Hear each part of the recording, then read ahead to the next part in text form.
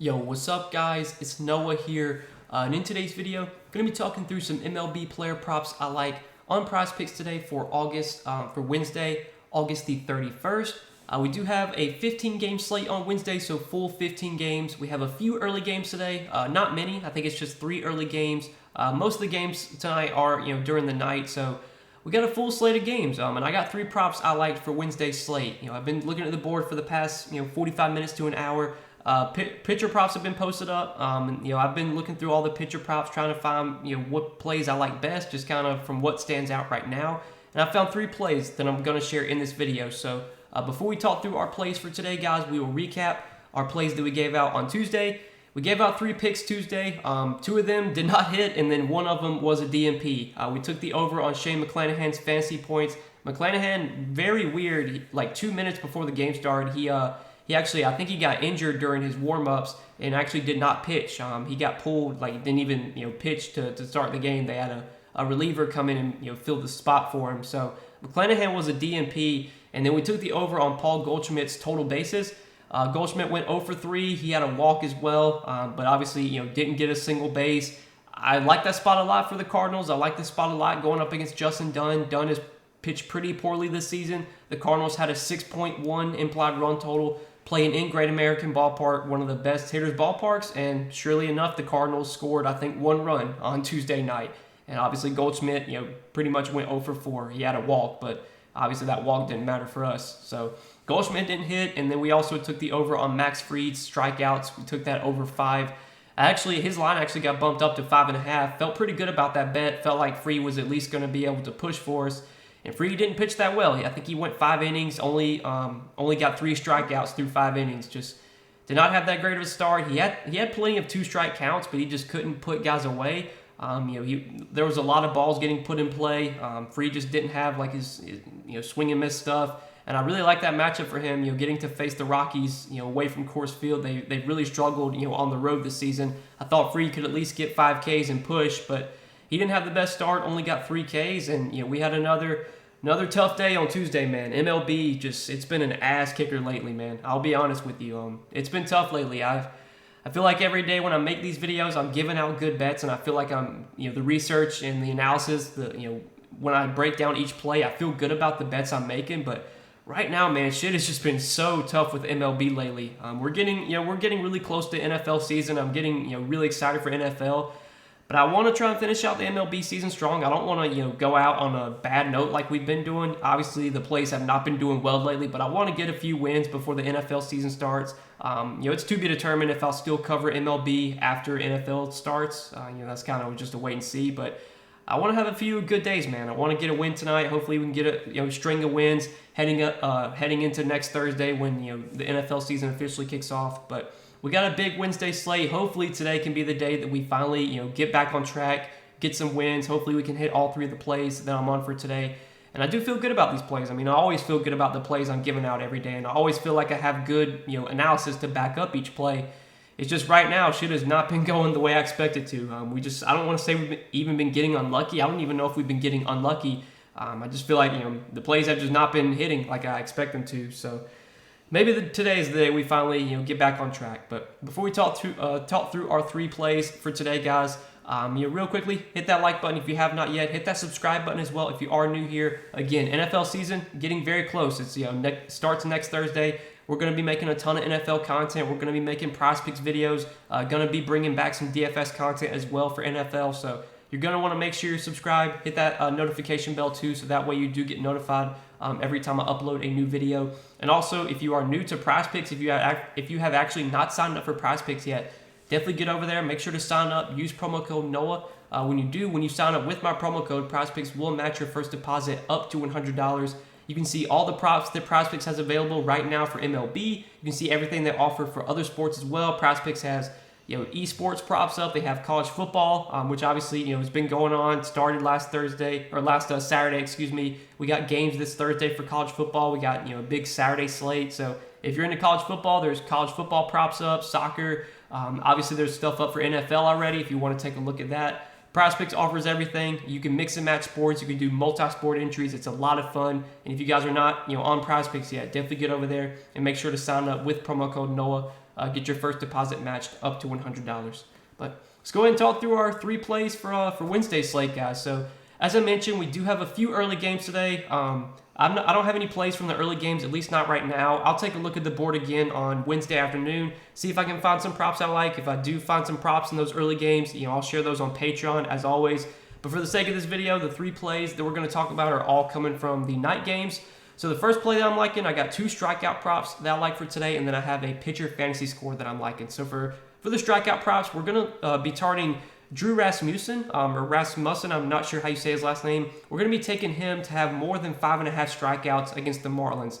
I like this matchup quite a bit for Rasmussen. The Marlins have just not been a good offensive team for years now. They're obviously not that good of an offensive team this year, and they are a team that will strike out quite a bit. Now, they haven't been as strikeout prone this year against right-handed pitching as they have been against lefties. Against lefties, the Marlins have been like the worst team in the league. They have the highest strikeout rate. Against righties, they're not nearly as bad. So far this year against right-handed pitching, they've been about league average with a 22.6% K rate this year. But when you look at this Miami offense and when you look through their lineup in general, I mean, really the only guys that don't strike out or that that are tough to strike out, one, Joey Wendle. Joey Wendle's a tough guy to strike out. He only has an 11% K rate against righties this year. John Birdie, I mean, he's got an 18.7% K rate, about average. LeBlanc, his K rate's about average as well, 19.6%.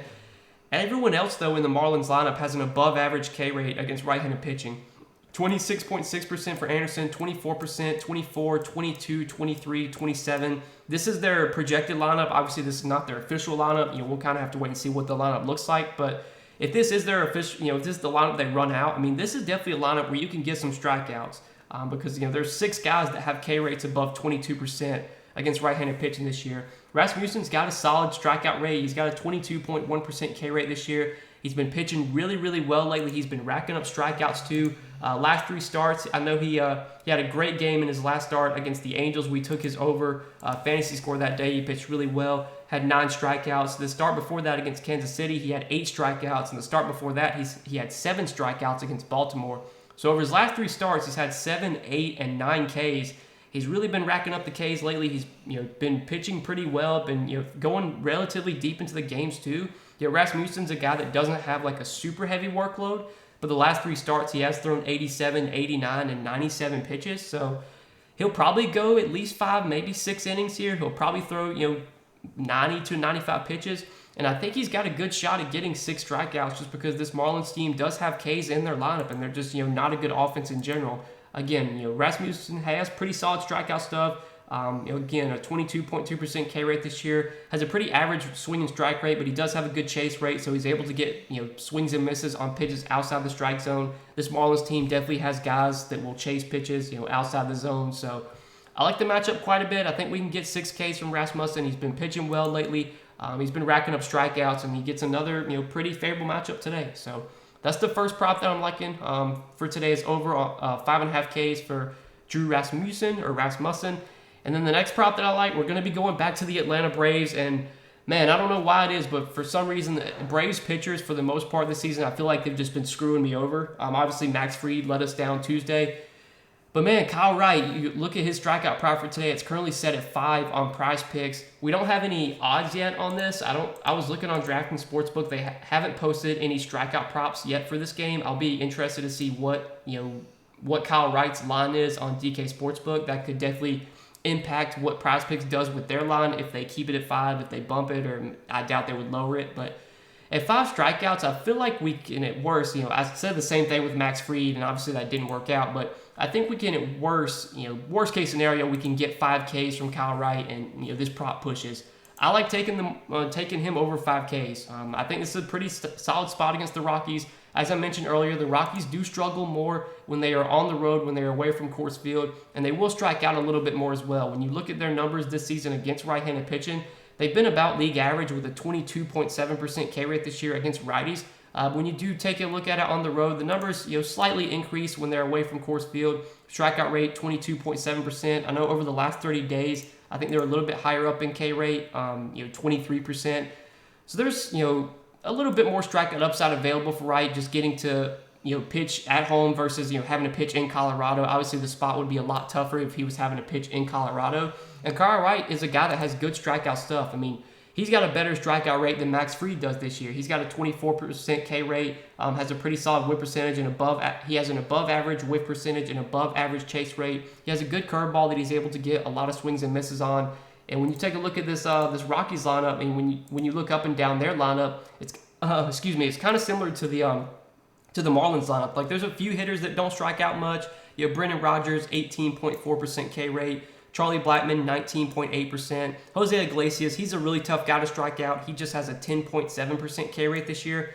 But every other hitter, 21% K rate or higher, 27% for McMahon, 24 for Crone, 24 for Grichuk, 21 for Servin, and then 33 for Bouchard. It's a small sample size, but he's striking out a decent amount against righties this year. And he struck out 1 out of 3 times against righties this year.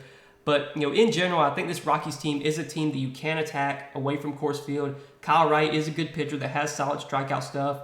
And I just think when you look at this lineup, there's strikeouts to be had here. There's definitely a few guys that don't K much, but like McMahon, Crone, Grichuk, in the bottom of that lineup, you can definitely get some strikeouts there. So I like this one quite a bit. 5 strikeouts or more for Kyle Wright. I think Kyle Wright has made, I was looking at this before I started recording, he has made 24 starts this year. He has at least 5 Ks in 17 out of 24 starts.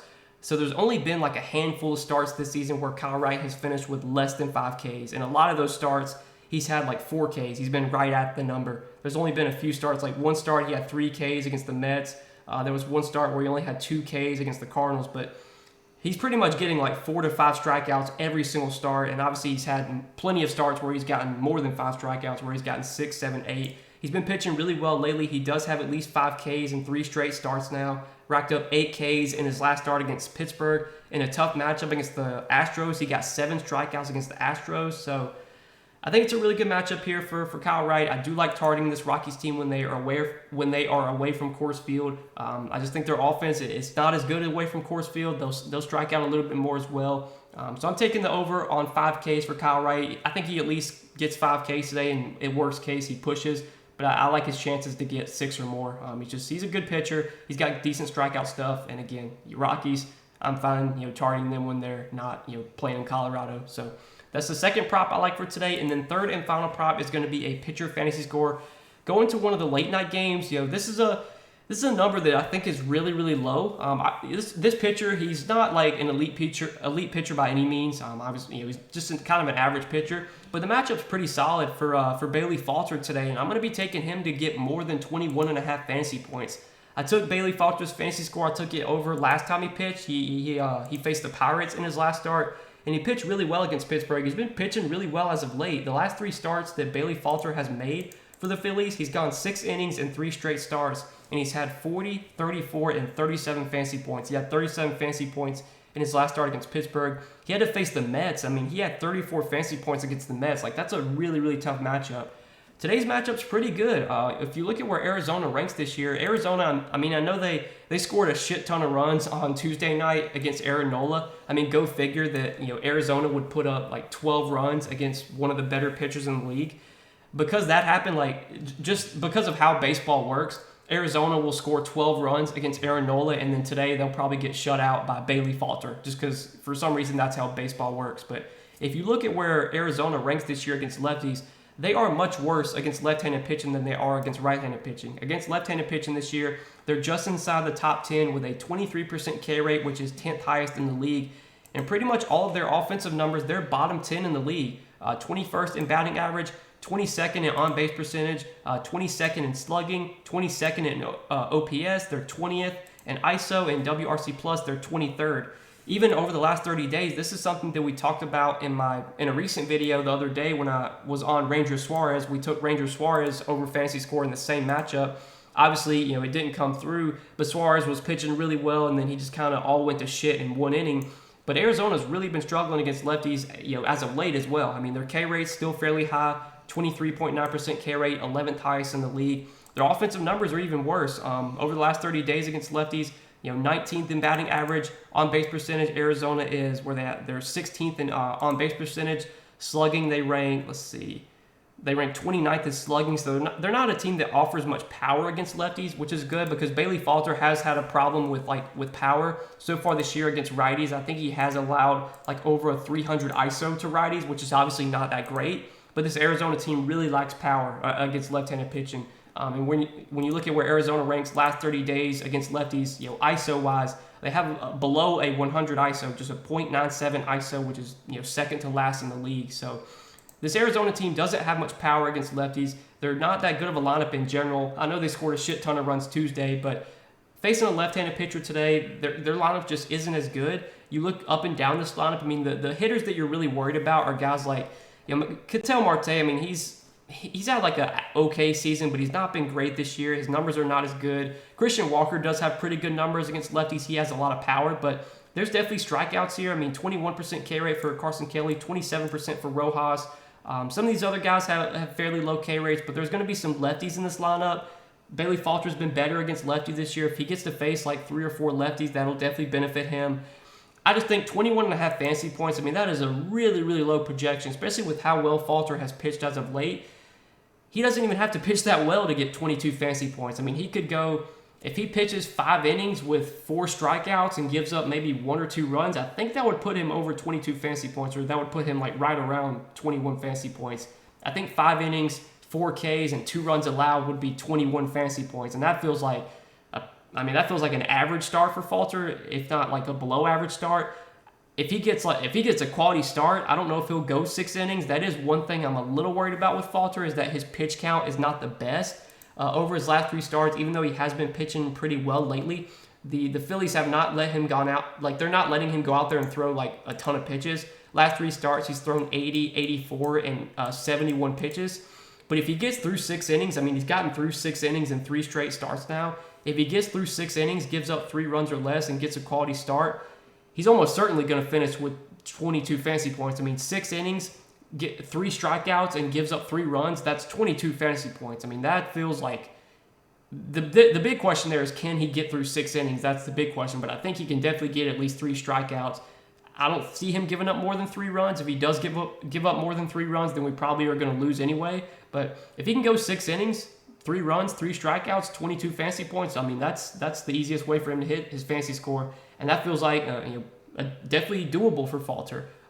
Just because he has been able to get through 6 innings lately. The pitch count hasn't been super high, but this matchup is really good. Arizona has been struggling against lefties this year. And I think 21.5 fantasy points is definitely doable for Falter. I feel like this line should be maybe like 24.5, 25.5. I'm not expecting Falter to go out there and pitch a complete game shutout, but I think he can get 22 fantasy points in this matchup. So that's what I'm liking for today, guys, for Wednesday's slate. 3 picks. It's a big slate, and there was definitely a lot of options, but this is what kind of stood out to me the most when I first looked at the board. But I'll definitely take a look at the board once again on Wednesday, see if I can find some more props I like. I'll share those over on Patreon. As always, if you want to check out the Patreon, I know it's towards the end of the month. You're probably just better off waiting till the 1st to join the Patreon, but you can check it out, see everything that I offer, get access to my Prizepicks plays, which I post every single day. Obviously, going to be posting NFL stuff on Patreon as well. Once NFL season starts, you can check that all out. Link down below in the description. But good luck tonight, guys. Thanks as always for watching the video. I hope you guys enjoyed. If you enjoyed, hit that like button, hit that subscribe button too. Check out Prizepicks if you have not yet. Sign up for Prizepicks. Make sure to use promo code NOAH when you do. Get your first deposit matched up to $100 when you do sign up with my promo code. But thanks for watching, guys. If you're tailing, wish you the best of luck. Hopefully, we can finally get a win tonight. We can see some green in our entries. We've been seeing a lot of red lately, but hopefully we can see some green tonight. And yeah, we'll see you guys in the next video. Peace.